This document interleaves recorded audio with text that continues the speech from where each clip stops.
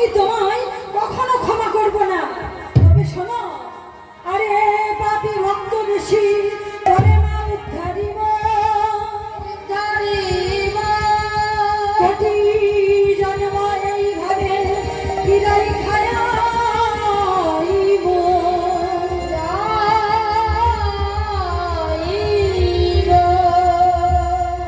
এইভাবে তোকে কোটি কোটি বছর ধরে কিরার কামড় খাওয়াবো। আমি তোকে কখনো কখনো মুক্তি দেব না। বৈষ্ণব অপরাধের কোনো ক্ষমা নয়, ক্ষমা নয়, ক্ষমা নয়। মনে মনে ভাবলেন মহাপ্রভু তো ক্ষমা করলেন না, তাহলে এই প্রাণ রেখে কি হবে? গঙ্গার জলে ঝাঁপ দিয়েই এই প্রাণ আমি বিসর্জন দেব। তাই মনস্থির করে চললেন কোথায়? পতিত পাবনী গঙ্গার দিকে। গঙ্গাতে ঝাঁপ দেবে বলে ছুটিয়া চলিল।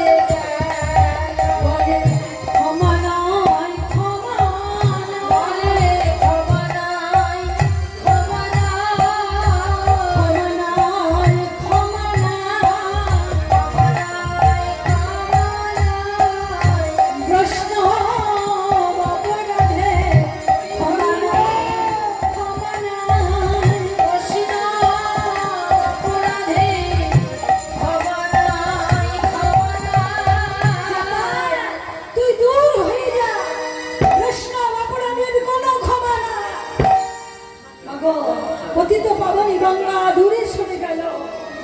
কাঁদতে লাগলেন চাপাল গোপাল। মায়ের অন্তর তো তাই বলে উঠল, রে চাপাল, তোকে আমি মুক্তি দিতে পারবো না, কিন্তু পরামর্শ দেব তুই আমার বক্ষের উপর দিয়ে কাশী ধামে চলে যা। কাশী ধামে চলে যা। ওই কাশী বিশ্বনাথের কাছে গিয়ে তুই কোনো কিছু এর সমাধানের রাস্তা পেয়ে যাবি। তাই চললেন লোকজনের সাহায্য নিয়ে নৌকায় করে হেলতে দুলতে কাশী ধামে।